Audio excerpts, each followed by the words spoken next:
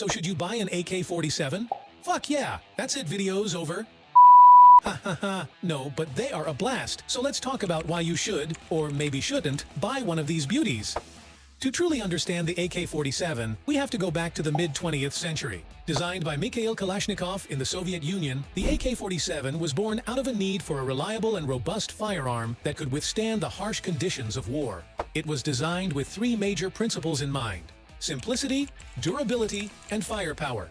What was born is the perfect weapon of combat. Cheap, simple, and reliable. Kalashnikov's creation quickly became the iconic rifle of the Soviet military and found its way into the hands of soldiers around the globe. Its simplicity allowed for mass production, making it one of the most widely used rifles in the world. But what makes them so good?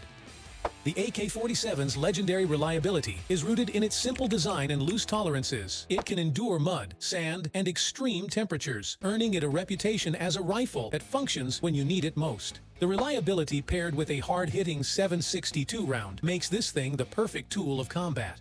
But if we're talking personal ownership, this gun does have an extensive aftermarket community behind it. I mean, it is still one of the most popular rifles available. Everything from scopes and mags to grips and barrels, the accessories are everywhere.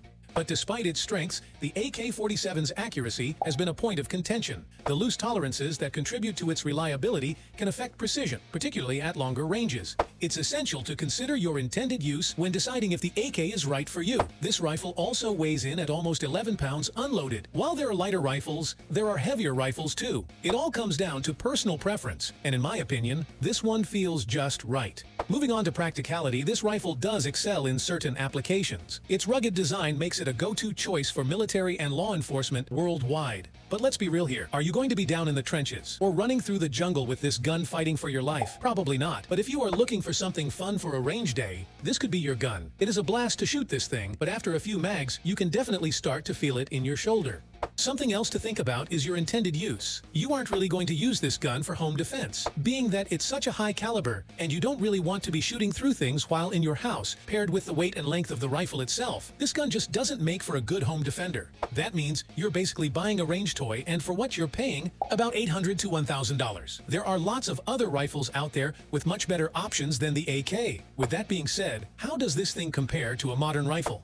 While the AK-47's design was groundbreaking in its time, newer firearms boast features like modular components, advanced optics, and enhanced ergonomics. One of the first noticeable differences lies in its design. The AK-47 features a stamped or milled steel receiver, contributing to its rugged construction. Modern rifles, on the other hand, often incorporate frames or rails for optics or other attachments. The operating mechanism is another area of distinction in some rifles.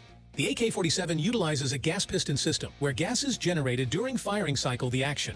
In contrast, modern rifles might incorporate different operating systems such as direct impingement or improved gas piston systems, often designed to enhance accuracy, reduce recoil, and improve overall performance. Just something to think about.